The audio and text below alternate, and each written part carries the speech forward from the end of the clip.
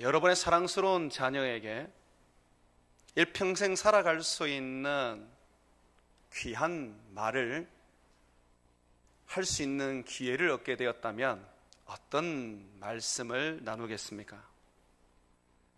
여러분들이 소중하게 여기고 귀중하게 여기는 사람들을 여러분이 만나게 되어서 그들에게 어떤 권면을 하고 또는 어떤 교훈을 전하게 될 때에 여러분들은 어떤 말들을 하시겠습니까? 다윗은 솔로몬을 왕으로 세우고 그리고 세상을 떠나는 그 자리에서 유언적 교훈을 했습니다. 그는 이렇게 솔로몬에게 말했습니다. 내 아들 솔로몬아, 너는 내 아버지의 하나님을 알고 온전한 마음과 기쁜 뜻으로 섬길지어다. 여호와께서는 모든 마음을 감찰하사 모든 의도를 아시나니 네가 만일 그를 찾으면 만날 것이요 만일 네가 그를 버리면 그가 너를 영원히 버리시리라. 솔로몬에게 다윗은 하나님을 알아라고 말했습니다. 하나님을 섬겨라 말했습니다. 그리고 그는 하나님을 찾아라. 네가 만약에 하나님을 버리면 하나님이 너를 영원히 버리실 것이다. 그렇게 말했습니다. 다윗은 자기의 삶을 통하여서 하나님을 섬기고 하나님을 알아가고 하나님을 찾는 것이야말로 최고의 인생의 목표며 또 나침판이며 존재의 이유라는 것을 알게 되었습니다. 다윗과 같은 큰 인물이 어디에 있습니까? 성경에 그만한 믿음을 가지고 있는 사람이 또 어디에 있습니까? 하나님의 마음에 합한 사람 그러면 다윗을 성경은 소개하고 있습니다. 이 다윗이 하나님 앞에 위대한 사람이 된 이유가 바로 하나님을 찾고 하나님을 알아가고 하나님을 섬겼기 때문이죠. 하나님께서는 세상을 두루두루 살피십니다. 시편 14편 2절에서 3절에 보게 되면 여호와께서 하늘에서 인생을 굽어 살피사 지각이 있어 하나님을 찾는 자가 있는가 보려 하신즉 다 치우쳐 함께 더러운 자가 되고 선을 행하는 자가 없으니 하나도 없도다. 아무도 하나님을 찾지 않고 오직 죄의 구렁텅이 속에서 죄와 살아가고 있다고 고발하고 있습니다. 이 다윗이 말한 것처럼 하나님을 알고 하나님을 섬기고 하나님을 찾는다면 그 사람은 하나님이 주목하는 사람이고 하나님이 또한 찾으시는 사람이고 하나님이 귀하게 여겨 축복하는 사람입니다. 오늘날 세상은 하나님을 찾지 않습니다. 코로나의 재앙 속에서도 하나님을 찾지 않습니다. 코로나에 의해서 이 세계에 많은 재앙들이 지금 묻히고 있습니다만은 여러분들이 적지 않게 언론을 통하여 찾아보면 나올 것입니다. 꺼지지 않는 불, 그리고 이상하리만큼 무더운 날씨들, 많은 기근에 허덕이는 사람들, 코로나 재앙 속에서도 일어나는 전쟁들, 지구 곳곳에 감지되고 있는 멸망의 기운들이 많습니다. 그러나 그런 속에서도 하나님을 찾지 않습니다. 어떻게 하면 세상에서 좀 더 잘 살 수 있을까? 좀 더 건강할 수 있을까? 좀 더 행복할 수 있을까 생각합니다. 100년을 살든 50년을 살든 그 인생은 제가 볼 때는 거기서 거기인데 말입니다. 참 참 인생은 짧습니다. 성경은 말합니다. 사람이 죽는 것은 한번 정해진 것이요 죽음 이후에는 하나님의 심판이 있다고 말합니다. 불지옥 심판이 있는 것이죠. 저는 기도 중에 지옥을 봤습니다. 지옥 안으로 들어가 보지는 못했지만 그 지옥의 입구인 문까지 가보았습니다. 문에서 들려오는 사람들의 그 비명소리와 그 고통소리는 참으로 끔찍했습니다. 일부는 이추라도 그 자리에 있고 싶지 않았습니다.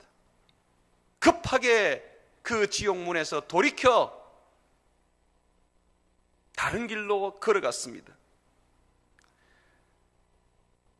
한참을 가보니 아주 아름다운 곳이 보였습니다. 숲으로 둘러쌌지만 그 안에서 들리는 소리가 참 행복한 소리, 즐거운 노래소리, 아이들과 어른들이 서로 즐거워하며 하나님을 찬양하는 소리가 들렸습니다. 제가 본 지옥과 천국은 소리로 듣고 보았지만 그 소리로도 충분하게 지옥의 고통과 저주와 천국의 영광과 축복을 알 수가 있었습니다. 하나님을 찾는 자들이 하나님을 만날 것입니다. 하나님을 찾는 자들이 하나님의 나라에 들어가게 될 것입니다. 세상 사람들과 같이 우리도 미혹되어서 하나님을 찾고 하나님을 섬기고 하나님을 알아가는 일을 버려서는 안 됩니다. 다윗이 솔로몬에게 말한 것처럼 네가 만일 하나님을 찾으면 만날 것이요 만일 네가 하나님을 버리면 그가 너를 영원히 버릴 것이라는 이 유언적인 말씀이 여러분 가슴 속에 새겨지기를 주의 이름으로 축원을 드립니다. 자, 먼저 8장 17절에 보게 되면 나를 사랑하는 자들이 나의 사랑을 입으며 나를 간절히 찾는 자가 나를 만날 것이라고 했습니다. 오늘 여러분 성경에 여러분이 읽었던 그 성경 안에 한 인물이 등장합니다. 바로 에티오피아 내시입니다. 그 사람의 이름에 대해서는 성경이 소개하지 않습니다. 참으로 어찌 보면 존재감이 없어 보이는 사람입니다. 그런데 주님은 이 사람을 찾아가셨습니다. 주님은 이 사람을 만나셨습니다. 이 사람은 어떤 사람입니까? 이 사람은 하나님을 찾는 사람이었습니다. 하나님을 섬기는 사람이었습니다. 하나님을 알아가려고 몸부림치는 사람이었습니다.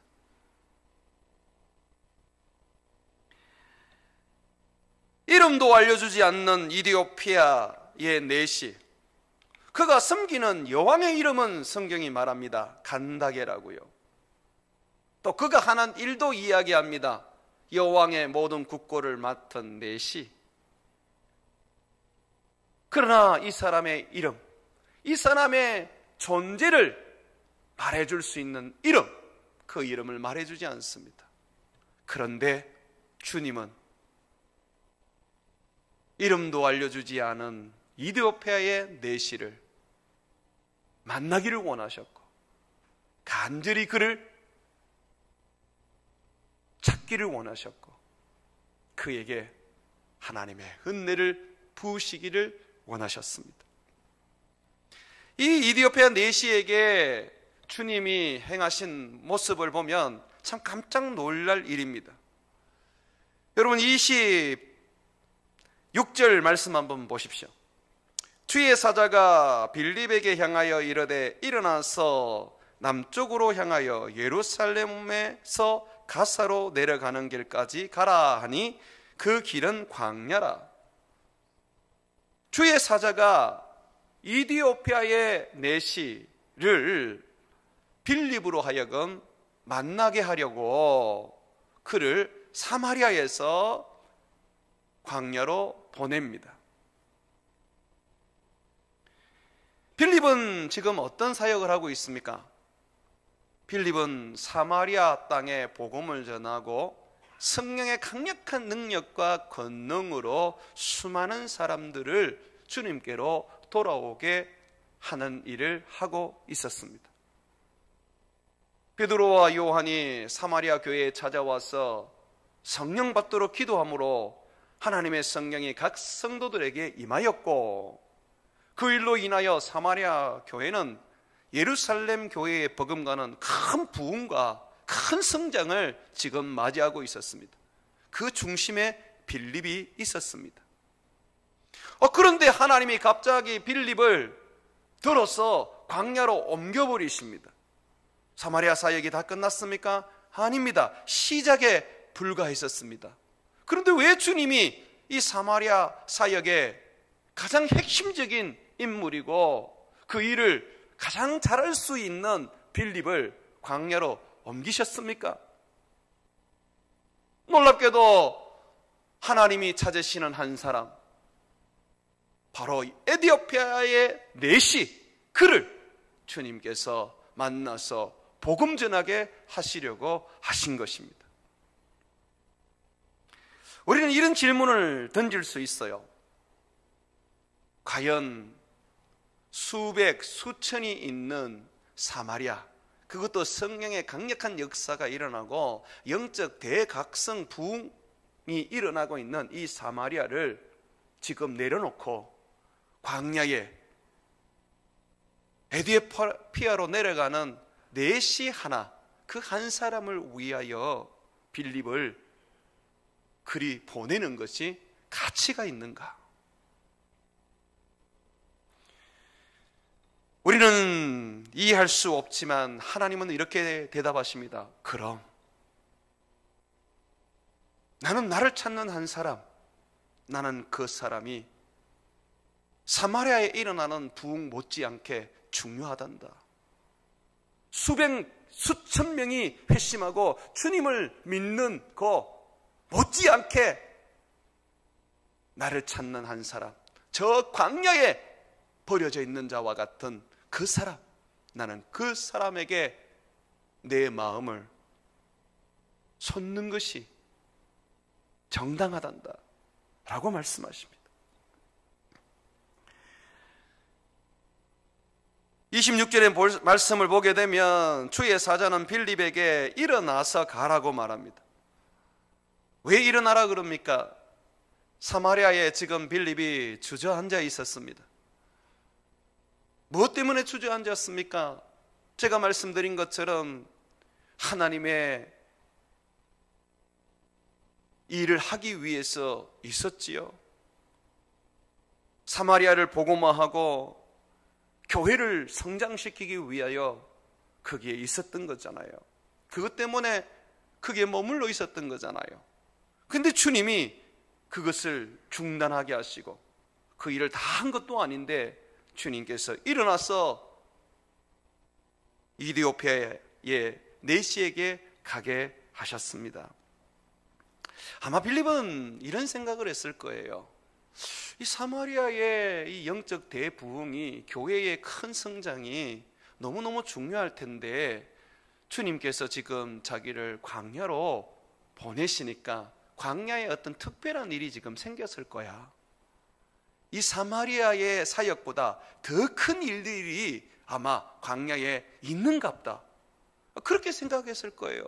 그래서 그런 어떤 기대감과 뭔가 모르는 그런 어떤 두근거림을 가지고 그렇게 광야로 내려갔을 것입니다.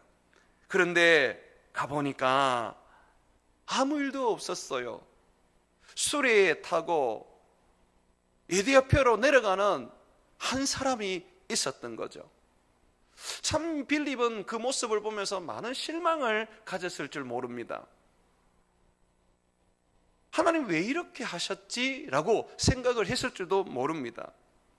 한번 보시죠. 27절에서 28절. 일어나 가서 보니 에디오피아 사람 곧 에디오피아 여왕 간다게의 모든 국고를 맡은 관리인 네시가 예배하러 예루살렘에 왔다가 돌아가는데 수레를 타고 선지자 이사야의 글을 읽더라.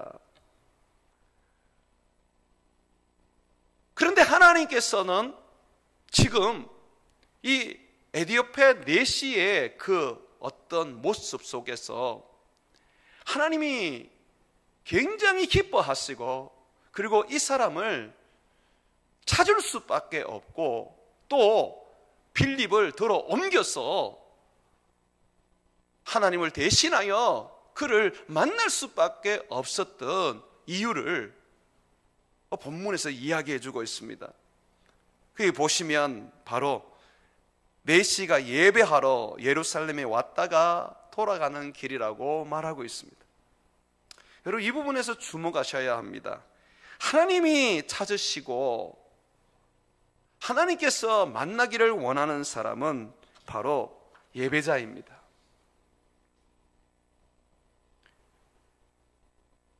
다윗이 솔로몬에게 하나님을 찾으라고 말한 것은, 하나님을 섬기라고 말한 것은 바로 하나님의 예배자가 되라고 말한 것입니다. 하나님을 섬기고 하나님을 찾는 사람이 예배하지 않는다면 그것은 거짓말입니다. 예배는 우리가 하나님을 사랑하고 간절하게 하나님을 찾는다는 것을 보여주는 모습입니다. 요한복음 4장 23절에 보게 되면 예수님께서는 예배하는 자를 하나님이 찾으신다고 말하고 있습니다. 아버지께 참되게 예배하는 자들은 영과 진리로 예배할 때가 오나니 곧 이때라. 아버지께서는 자기에게 이렇게 예배하는 자들을 찾으시느니라. 하나님이 찾는 사람은 하나님을 예배하는 사람입니다. 성령과 예수로 하나님을 예배하는 자, 그 자를 하나님이 찾으시는 것이죠. 사마리아의 큰 영적 대부흥 속에 지금 빌립이 큰 일을 하고 있습니다. 사마리아의 수백 명, 수천 명을 주님이 빌립을 통하여 구원하고 계십니다. 그런데 주님께서 갑자기 이 빌립을 광야로 들어옮기셨습니다. 예배하는 한 사람 때문에 말입니다.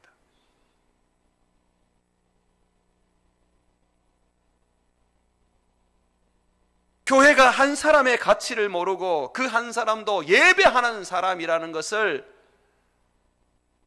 우리가 알지 못한다면 참으로 교회는 주님을 알지 못하는 것입니다. 그저 부피만 키우고 세상 속에 이름난 세상적 종교기관만 만들 뿐이죠. 하나님은 성경에서 믿음의 사람들을 소개합니다. 그런데 그 사람들을 보면 전부 다 예배자입니다. 첫 인류 아담과 하와가 낳은 자녀 중에 가인과 아벨이 성경에 소개되고 있습니다. 그들의 이야기가 소개되는데 그 이야기가 무엇입니까? 예배에 관한 이야기잖아요. 아담의 첫 아들 가인은 자기의 농산물로 정성스럽게 예배를 드렸습니다. 그러나 다른 아들 아벨은 어린 양의 피로 하나님 앞에 예배를 드렸어요. 그런데 정성스럽게 드렸던 이 가인의 예배는 하나님 안 받으세요. 아벨이 정성껏 드렸는지 안 드렸는지 모르지만, 그러나 그가 피의 제사를 드릴 때, 다시 말해서 예수 그리스도를 힘입어 그의 보혈을 의지해서 예배를 드릴 때 하나님은 그 예배를 받으셨어요. 아담 이야기가 나오고 아담의 자손들의 이야기 속에서 가장 먼저 등장하는 가인과 아벨은 예배에 대한 이야기로 하나님은 참된 예배자를 찾으시고 그 예배를 받으신다는 것을 우리에게 교훈해 주고 있습니다. 가인도 자기의 예배를 하나님이 받지 않으시는 것으로 인해서 큰 분노를 느끼고 결국 아벨을 죽이지 않습니까? 성경은 첫 순교자가 예배자라는 것을 말해줍니다. 그리고 첫 살인자는 예배자를 죽였다고 말합니다.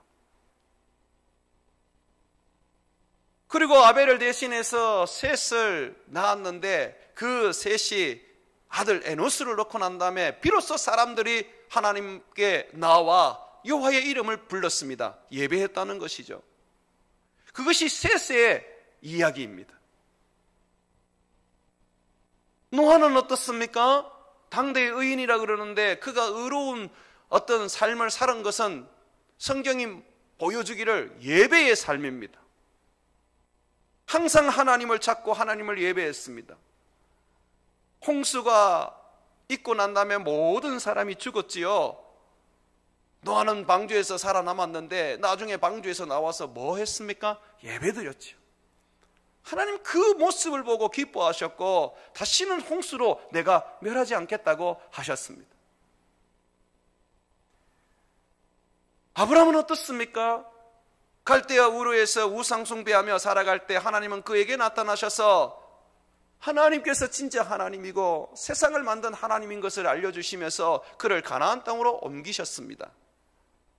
아브라함은 그 가나안 땅에 들어가서 뭘 했습니까? 가장 먼저 했던 것이 예배였습니다.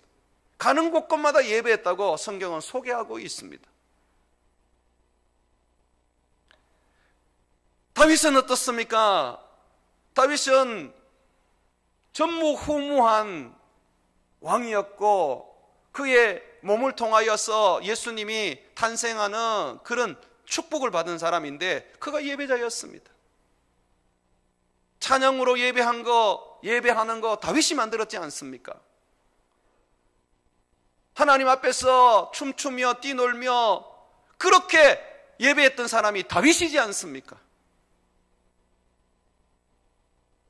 성경의 모든 위대한 인물들은 다 예배자입니다. 이 세상에 오신 예수님 또한 그렇지 않습니까?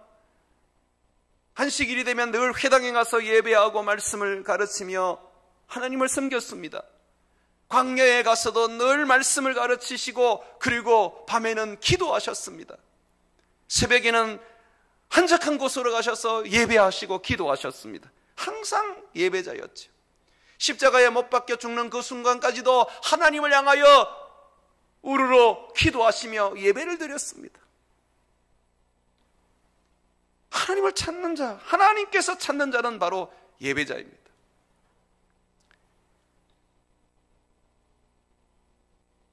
제가 청년부를 맡은 적이 있습니다. 늘 어린이 사역하고 또 청소년 사역하고 교구 사역하다가 청년부를 맡아 보니까 어떻게 해야 될지 잘 모르겠더라고요. 그러던 중에 제가 미국의 교회를 탐방할 수 있는 기회를 얻었어요. 지금부터 한 15년 가까이 되는 이야기입니다. 약 한 보름 정도 미국을 탐방했는데 교회를 한 10군데 정도 이렇게 제가 다니면서 그 교회를 공부할 시간이 있었습니다. 비행기에서 내리자마자 그날이 수요일인데 달라스에 있는 한 교회에 가게 되었습니다. 오크 크리프 바이블 펠로우십이라는 교회였는데 흑인들이 모여서 예배드리는 곳이었습니다. 토니 에반스 목사님이 담임 목사로 계셨어요. 수요일 날 저녁 7시가 훨씬 넘었는데 사람들이 모여서 예배를 드리고 있었습니다.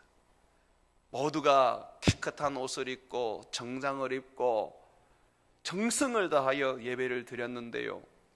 참 미국을 갔고 또 그들이 이 예배 드리는 어떤 그 예배 속에 제가 있었지만 언어를 알아먹지를 못했기 때문에 영어를 알아듣지 못했기 때문에 무슨 설교를 하고 또 무슨 찬양을 하는지 잘 몰랐어요. 리듬을 좀 아는 건 있었지만 그냥 완전히 저는 거기에서 외계인이었습니다. 그런데 제가 그 예배에서 큰 은혜를 받았습니다. 어떤 은혜를 받았느냐 하면 거기에 있는 성도들이 전부 다 천사와 같은 얼굴을 하고 하나님을 찬양하고 예배를 하는 거예요. 너무너무 뜨겁게 예배를 드리고 뜨겁게 기도를 하는데 제가 알아먹지 못하는 언어인데도 불구하고 참 성령의 충만함을 제가 거기서 받았습니다. 예배가 끝난 후에 그 교회에 대하여 물어볼 수 있는 그런 기회가 있어서 통역을 세워서 물어보았습니다. 어떻게 이 수요 예배에 이렇게 많은 사람이 모여서 예배를 드립니까? 라고 했더니 그분이 하는 말씀이, 안내해 주시는 분이 하는 말씀이, 우리의 수요 예배는 주일과 똑같은 메인 예배입니다. 수요일에 오는 분이 있고 주일날 오는 분이 있는데 수요일날 오는 분들은 대부분 가난하신 분들입니다. 주일날 그들은 사람들에게는 연휴이기 때문에 일을 해야 합니다. 백인들의 동네에 가서 빨래도 하고 집도 청소하고 그렇게 일을 하는데 그 수입으로 살아가지요. 그분들이 예배를 드릴 수 있도록 수요일날 늦은 오후에 우리가 예배를 드리는 것입니다. 그런데 이 수요일날 예배가 더 뜨겁습니다. 더 많은 사람들이 이 예배를 통해서 하나님을 만나고 있습니다. 그렇게 얘기를 하더라고요. 그 교회를 시작으로 미국의 10개의 교회를 탐방을 하는데 모든 교회들이 다 은혜 안에 있었고 성령에 충만했습니다. 그런데 공통적인 게 뭐냐면 예배 드리는 분들이 간절하게 하나님을 찾고 하나님을 앙망하더라는 것이죠. 사슴이 시냇물을 찾듯이 그 예배에 나와서 하나님을 찾는 모습을 저는 보았습니다. 이거구나. 어린아이든 청소년이든 청년이든 노인이든 누구든 하나님을 간절히 찾기만 하면, 하나님 앞에 예배하기만 하면 하나님의 교회가 살아나는구나. 그래서 제가 교회로 돌아오고 난 다음에 200명도 채 안 되는 청년들을 거닐고 예배에 마음을 쓰고 모든 청년들이 주님께 예배하며 주님을 찾도록 가르쳤습니다. 불과 얼마 되지 않아서 교회가 크게 부흥을 하게 되었어요. 제가 부흥한 이야기를 하고 싶은 게 아니에요. 예배하는 그곳에 하나님이 임재한다는 이야기를 하고 싶어요. 내가 미국에서 언어도 알지 못하고 무슨 찬양과 설교를 하는지 듣지도 못했지만 예배에 참석했을 때에 그 예배 속에 하나님이 주시는 은혜는 너무 컸다는 것입니다.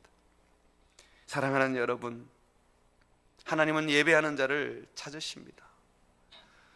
이 코로나 사태와 그리고 점점 망해가는 세상의 여러 가지 재난과 재앙들 속에 우리가 살아가면서 더욱더 하나님을 붙잡아야 되는데 도리어 하나님으로부터 멀어져 가는 것을 보게 됩니다. 그것이 참 재앙입니다. 세상에 일어나는 전염병이 또는 자연재해가 재앙이 아니고 정말 재앙은 하나님을 떠나는 것입니다.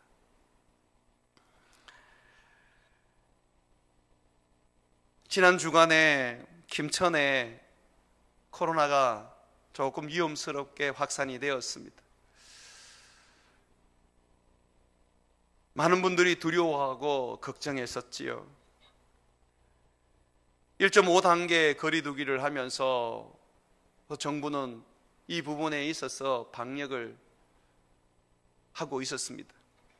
그때 우리가 장로님들과 의논하면서 잠시 새벽 기도도 중단을 하고 수요 예배도 중단을 하고 금요 기도에도 중단을 하기로 했습니다. 제가 토요일쯤 되었을까요? 이제 전화를 제가 대구에서 어떤 분에게 받았는데 금요일 날 인터넷으로 예배를 드리지 못했다. 왜 이 인터넷이 송출이 되지 않았느냐 하고 묻더라고요. 그래서 우리가 예배가 없었다라고 이렇게 얘기를 했더니 그분이 하는 말이 그러냐고. 근데 너무나도 그 예배가 기다려졌고 그 예배에 대한 갈급함이 있었는데 예배를 드리지 못하니까 너무 힘에 겹더라. 돌아오는 금요일에는 예배를 드립니까? 하고 묻더라고요. 제가 그 전화를 받고 또 마침 설교도 준비하면서 많은 생각을 했습니다. 하나님을 찾는 사람이 있는데 이디오피아의 내시처럼 하나님을 예배하고자 갈급한 사람이 있는데 우리의 예배가 중단된 것이 내가 잘못했구나 하는 생각이 들더라고요. 그래서 정부에서 2.5단계 되면 이제 비대면으로 예배를 드리게 하는데 또 3단계가 돼도 설교자 한 사람이 있으면 또 인터넷으로 예배를 드리게 하니까 제가 마음을 고쳐먹었어요. 어떤 일이 있어도 내가 이 예배를 중단하지 말아야 되겠다. 3단계가 되어서 나 혼자 설교하는 일이 있더라도 내가 예배를 이어가야 되겠다. 왜냐하면 하나님의 이 예배를 찾는 자들이 있구나 하는 생각이 들더라고요.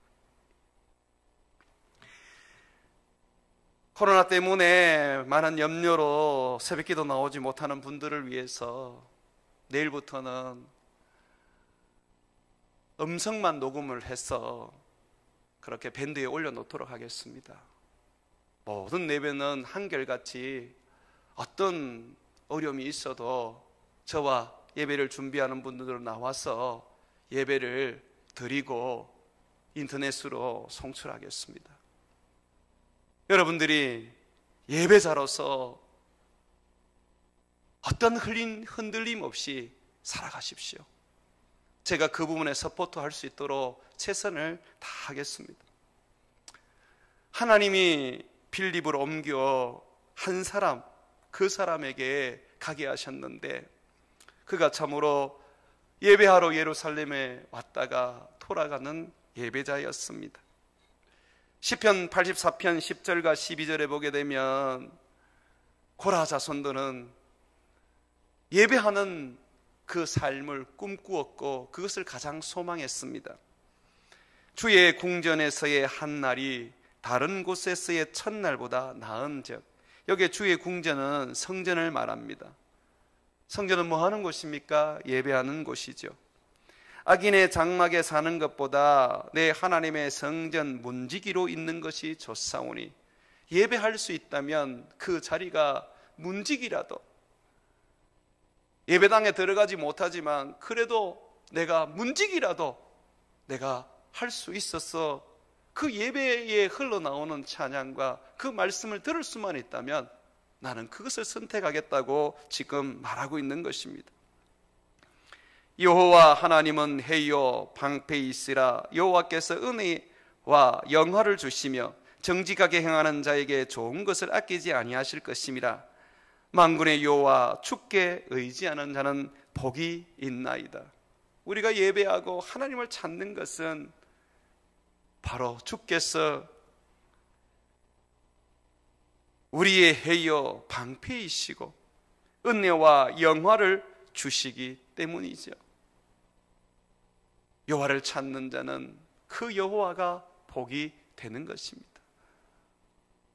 사랑하는 성도 여러분, 이 코로나 속에서 어디에 있든지, 예배당에 계시든 집에 계시든 직장에 계시든 예배하는 예배자의 삶을 놓치셔서는 안 됩니다.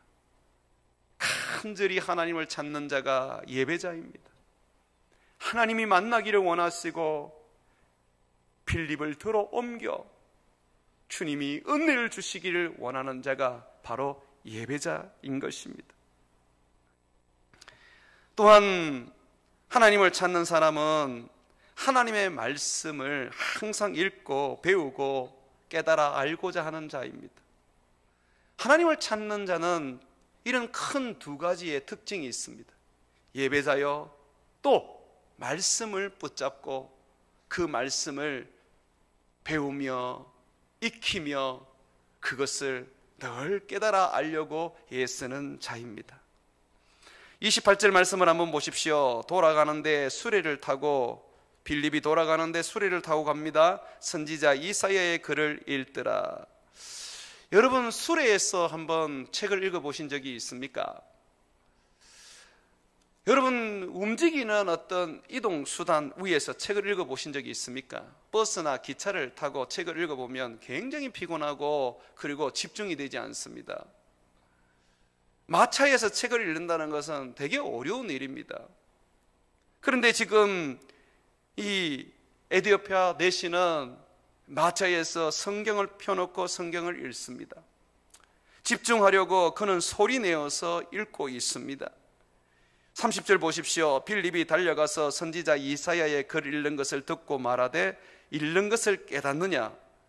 이 빌립이 달려가 보니까 어떻습니까? 이 내시가 이사야의 글을 읽는데 어때요? 소리 나도록 읽는 거예요. 그러니까 빌립의 귀에 들리는 거죠. 이 내시는 이 마차 안에서 하나님의 말씀에 집중하고 그 말씀을 읽으려고 굉장히 애를 쓰고 있는 것입니다. 그리고 또한 이 말씀은 우리도 어렵게 느껴지는 이사야서의 말씀인데 그 중에서도 53장의 말씀을 읽고 있습니다. 예수님의 십자가에 대한 예언인데 아무리 읽어도 못 알아먹겠어요. 여러분, 책을 읽어보시면 알지만 어려운 책은 그냥 덮어버립니다. 성경을 마태복음부터 읽으면 마태복음 1장을 넘어서지 못하고 덮어버리게 되잖아요. 왜 그렇습니까? 1장에 족보가 나오기 때문에 그렇습니다. 사람 이름이 계속 나오니까 그냥 지리하고 그 말씀이 눈에 안 들어와요. 덮어버리지요. 구약 성경 곳곳에 보면 얼마나 어려운 말들이 많습니까? 레위기에 들어가면 뭔 소리인지 통 알지를 못합니다. 덮어버리게 되죠. 그런데 이 빌립 보십시오. 이 내시 보십시오. 그렇게 하지 않습니다. 모르는데도 끝까지 읽고 이게 무슨 말일까? 이게 무슨 말일까? 끙끙거리면서 그것을 알고 깨달으려고 애를 쓰고 있습니다. 그러니 하나님께서 그 사람에게 주목하지 않을 수 없고 하나님이 그 사람에게 빌립을 보내지 않을 수가 없는 거예요. 하나님을 찾는 사람은 말씀을 붙잡는 사람입니다. 말씀을 읽고 말씀을 배우고 그 말씀을 깨달아 알려고 몸부림을 치는 사람입니다. 말과 혀로만 하나님을 찾는 게 아니지요. 성령 하나님은 어떤 일을 하세요? 요한복음 14장 26절에 보게 되면 보혜사 곧 하나 아버지께서 내 이름으로 보내실 성령 그가 너희에게 모든 것을 가르치고 내가 너희에게 말한 모든 것을 생각나게 하리라. 성령이 뭐 하세요?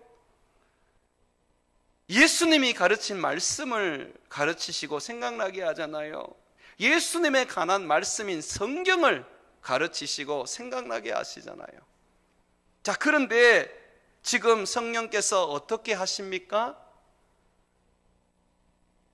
말씀에 능한 빌립을 통하여 에디오피아 내시에게 그 말씀을 깨우쳐 주시고 깨닫게 해 주십니다.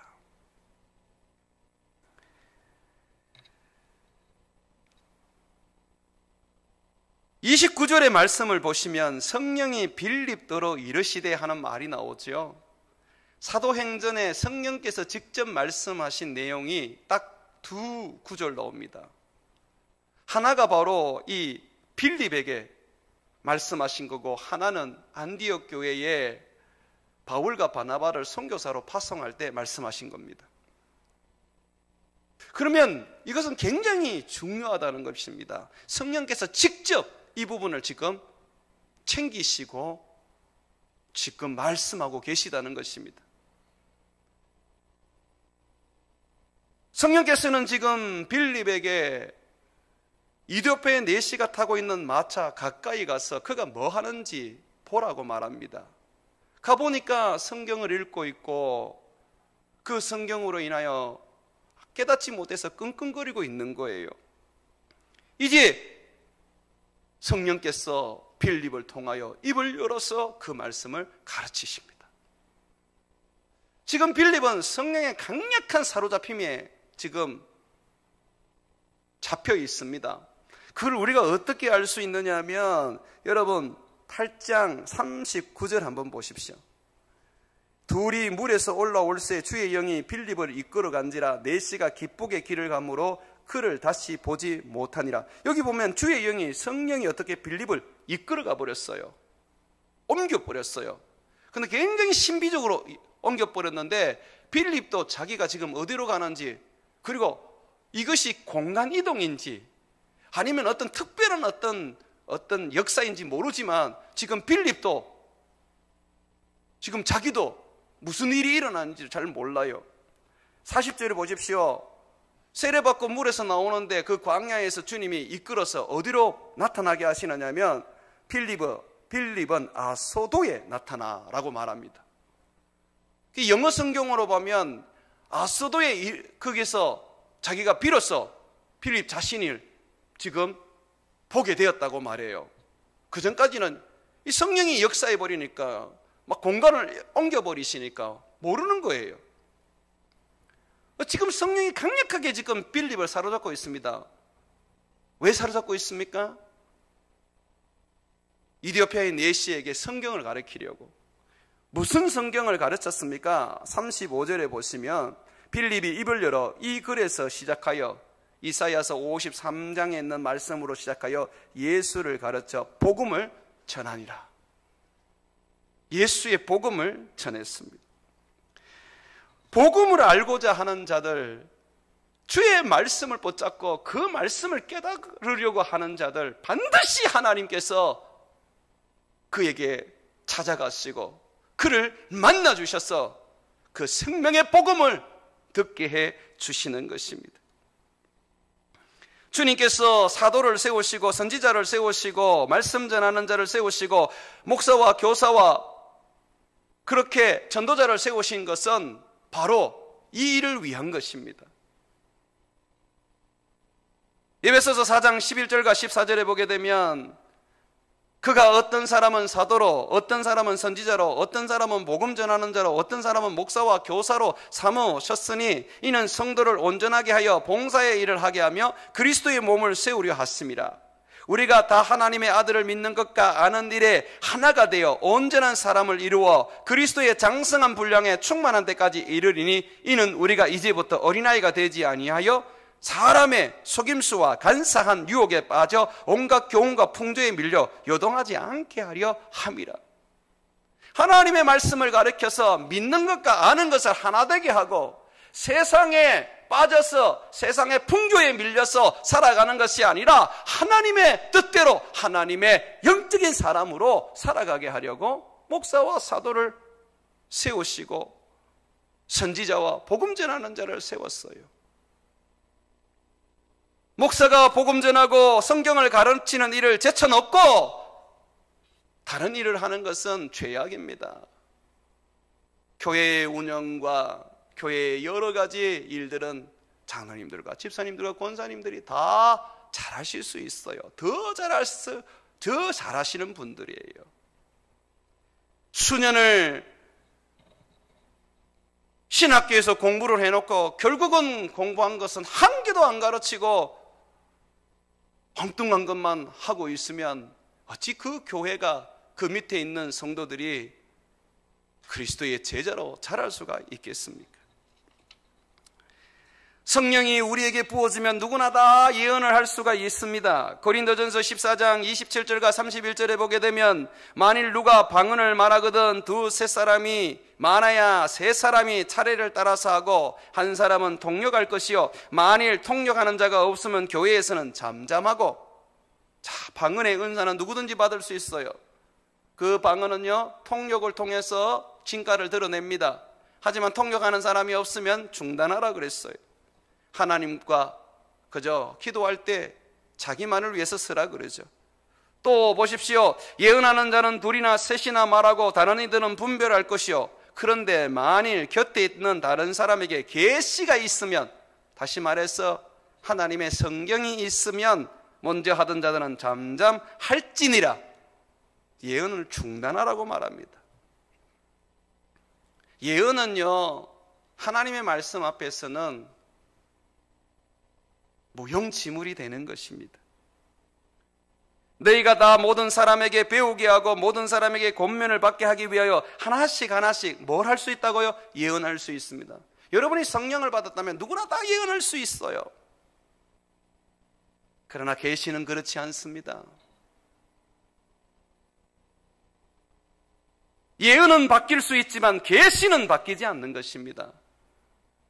그래서 하나님의 말씀을 붙잡고 이 계시의 말씀을 붙잡고 이 말씀을 알려고 애쓰고 이 말씀을 익히려고 애쓰고 이 말씀을 배우려고 애쓰면요, 성령께서 그가 세운 말씀 전하는 자를 통하여 그 말씀을 알게 하시고 그 말씀을 깨닫게 하셔서 그 말씀을 통하여 주를 더욱 섬기게 해 주시는 것이죠. 그렇기 때문에 우리는 예배자로서 또한 말씀에 대한 사모함이 있어야 돼요. 여러분이 이 코로나 속에서도 예배에 나오신 것은 하나님을 만나기 위하여 나오신 것일 것입니다. 여러분들이 이 예배에 나온 것은 하나님의 말씀을 듣고 그 말씀을 배우고 익히려고 나오신 것일 것입니다. 그래야 주님이 빌립을 들어 옮겨 이디오피아의 내시를 만나게 하신 것처럼 그에게 생명의 말씀을 성령께서 빌립을 통하여 강력하게 전하게 하신 것처럼 그렇게 전하게 하시는 것입니다. 내가 집에 있든지 직장에 있든지 내가 사람들과 만남 속에 아무리 예언이 터져 나오고 방언이 터져 나온다 할지라도 하나님의 말씀 앞에 서야 합니다. 성경을 읽으셔야 해요. 성경을 암송하셔야 해요. 성경을 배우셔야 해요. 그 말씀을 깨달아 알려고 애쓰시고 힘쓰시고 말씀을 맡은 자들에게 도움을 받으셔야 해요. 예언은 있고 방언은 있는데 하나님의 말씀을 등한히 하는 사람은 하나님을 찾는 자가 아닙니다. 그 은사를 찾는 자일 뿐이죠. 교회에 나와서 봉사는 하고 헌신을 하는데 예배를 드리지 않는다면 그 사람은 하나님을 찾는 자가 아닙니다. 교회의 일꾼에 불과할 뿐이죠. 하나님은 예배자를 찾고 계십니다. 사랑하는 성도 여러분, 주님은 사마리아 교회에 강력한 영적 부흥이 일어나고 교회에 전무후무한 성장이 일어나는 중에서도 주님을 예배하는 한 사람을 위하여 주님의 말씀 앞에 그 말씀을 알고자 애쓰는 한 사람을 위하여 빌립을 들어 옮기셨습니다. 참으로 말씀을 알려고 그러고 그것이 하나님을 찾는 거니까요. 예배하면서 하나님을 섬기려고 하는 그 사람을 주님은 주목하신다는 것입니다. 이 세상 속에 살아가는 여러분의 삶은 교인이 되려고 하지 마시고 예배자가 되려고 하고 하나님의 말씀을 붙잡고 그 말씀대로 살며 배우고 익히며 그것을 깨달아 알려고 하는 사람이 되십시오. 그것이 주님을 찾는 자임을 놓치지 마십시오. 그런 자에게 주님이 임한다는 것을 잊지 말고 주님 앞에 예배자로서 말씀을 붙잡은 자로 살아가기를 주의 이름으로 축원을 드립니다. 우리 함께 찬양하겠습니다.